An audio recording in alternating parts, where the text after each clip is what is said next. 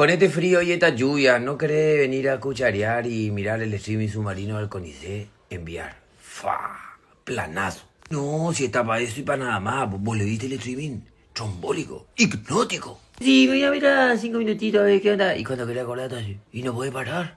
No puede parar. Y te dice que era como una bola transparente que parece una lámpara de diseño de Palermo. La langostilla, ¿la viste la langostilla flotando así, nadando para arriba? Hasta el Patricio Estrella apareció con sus glúteos urgentes. En cualquier momento cae el Bob Esponja, el Calamardo, todo arma como un bailando por un sueño. El baile del encantamiento bajo el mar. Y sí, porque justo en el momento en el que sí, ya estoy repodrido, no quiero mirar más nada y nada. Ahí mismo te aparece el Discovery más industria nacional que pueda haber y te rompe todo el streaming del país. Los otros días un amigo me preguntó, me dice, ¿cómo te hiciste mueblero? ¿Cómo te hiciste fabricante de muebles?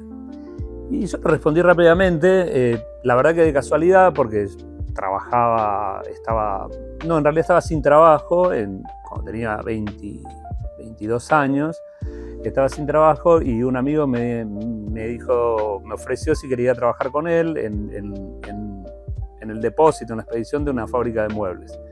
Era para hacer un trabajo tipo changa, en principio arrancaba así y después, bueno, nada, vería qué hacer y buscaría otro trabajo, pero era importante tener un ingreso, así que le dije, sí, vamos, y empecé a trabajar en esa empresa en la que después tuve 14 años, una empresa de muebles, y a partir de ahí después fundé Unimate, de eso hace ya 23 años.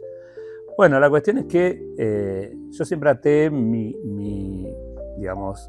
presente de fabricante de muebles o carpintería y todo lo que tiene que ver con la manufactura de la madera, que tiene que ver con haber entrado a esa empresa y bueno, haber aprendido el oficio y después haber fundado mi empresa, ¿no? Y los otros días me acordaba, y a raíz de ese recuerdo, estaba pensando que cuando era chico, yo le había preguntado a mi papá cómo habíamos terminado viviendo, bueno, cómo él había ido a vivir al pueblo en el que yo nací.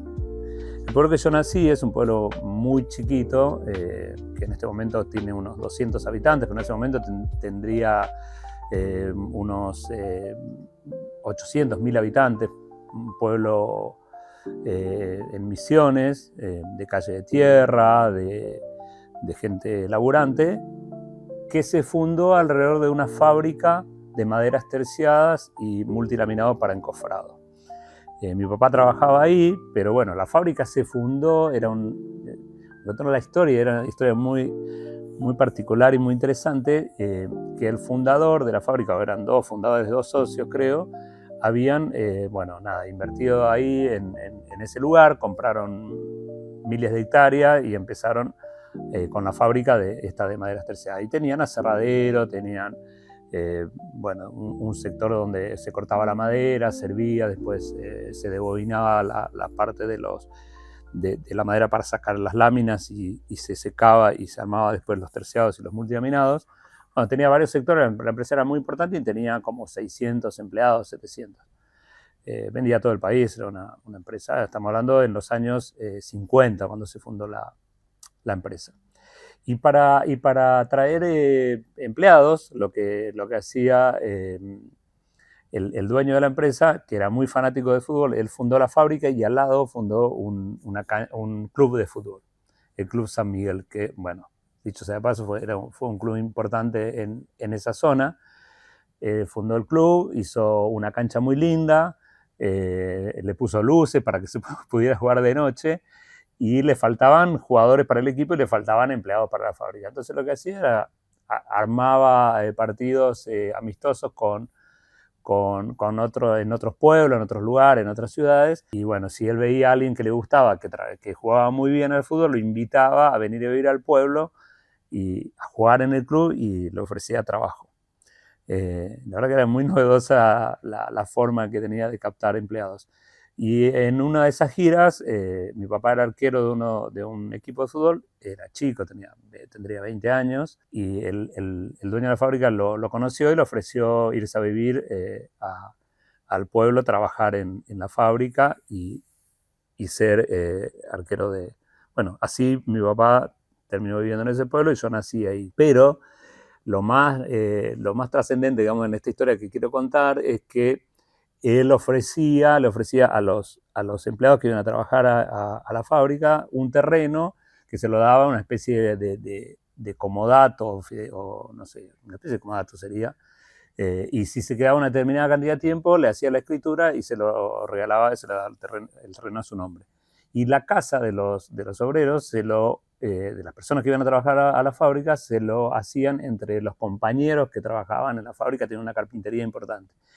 Y yo recuerdo ese olor a madera cuando construían, porque mi papá le construyó una casa, pero después, en algún momento, esa casa que tenían, que era una casa toda de madera, que no le faltaba nada, pero era media precaria. Nuestra familia después creció, somos 8 hermanos, y mi papá tuvo que hacer una casa más grande. Y usaron el mismo método, habló con sus compañeros de la fábrica, de la carpintería, compró la madera en la fábrica y todos vinieron a hacer la casa a mi papá. Y yo recuerdo ese olor a madera, a esa madera cortada, al serrucho, al clavo, cuando armaban, iban armando la casa de madera, la casa más grande, en la que yo, en esa época yo tendría unos 8 años, 10, en la que yo pasé toda mi vida hasta que me vine acá a los 19 años, y recuerdo todo lo que tenía que ver con la madera, con la carpintería, con el armado de revestimientos, de pisos, de techos, de cabreadas,